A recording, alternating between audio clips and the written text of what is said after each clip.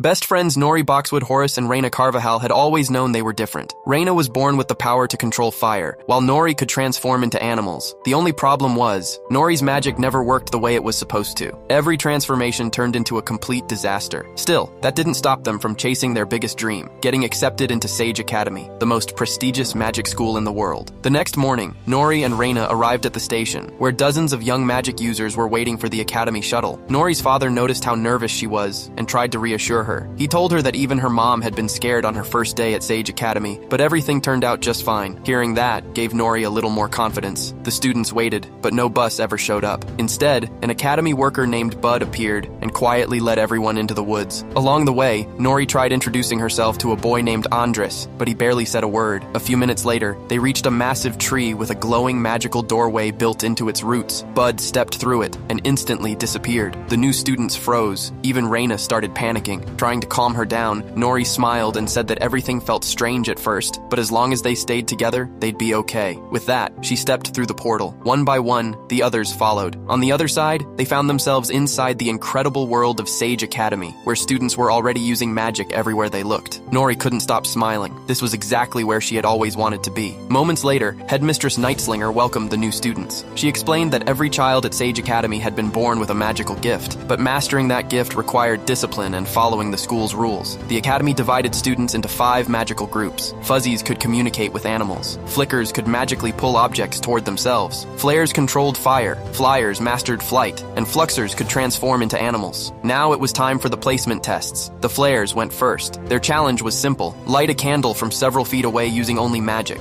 Most students passed without much trouble. When it was Reina's turn, she effortlessly lit the candle with the tip of her finger, earning impressed looks from the teachers. Next came the Flyers. Andres shot high into the air so easily that he nearly reached the ceiling. The only problem, he still hadn't figured out how to land. That's why he always carried a backpack filled with heavy bricks. Finally, it was the Fluxers' turn. Their task was to stay transformed into a cat for 6 full seconds. Nori took a deep breath and cast her spell. For a split second, it looked perfect. But then, just like always, her magic spiraled out of control, and instead of becoming a normal cat, she transformed into another strange mixed animal creature. The teachers immediately exchanged disappointed looks, and Headmistress Nightslinger was clearly not impressed. After reviewing everyone's magic, Headmistress Nightslinger announced the placements. Reina was selected for the prestigious Honor Flare class, but Nori's result was completely different. She was assigned to something called UDM, Upside Down Magic Division. As the teachers led the students to their new classes, Nori was sent in the opposite direction. Following the UDM sign, she arrived at what looked more like an underground bunker than a classroom. Inside, she found Bud, along with Elliot, Andres, and Pepper. Bud welcomed her with disappointing news. He explained that UDM students wouldn't be learning magic at all. Instead, they'd spend their time studying regular school subjects. The kids were completely confused. Before anyone could ask more questions, Headmistress Nightslinger walked in. She explained that every student in UDM had unstable magic that couldn't be fixed. They would remain in this division until their powers eventually faded away. Only then would they be allowed to return to the normal world. Nori refused to accept that. She insisted their powers weren't broken. They just needed someone willing to teach them. But Nightslinger shook her head. She pulled out an old history book and revealed why the Academy feared upside-down magic. Years ago, there had been a student named Robert. He was supposed to be a flare, but the only place he could create fire was from his backside. Everyone mocked him for it. Over time, his unstable magic attracted a dark force known as shadow magic, transforming him into a dangerous monster before he disappeared forever. According to Nightslinger, shadow magic could only survive by attaching itself to a human host, and students with unstable magic were its perfect targets. She compared them to cracked apples. Once an apple cracked, it slowly rotted from the inside. She believed UDM students were no different. That's why they were forbidden from practicing magic.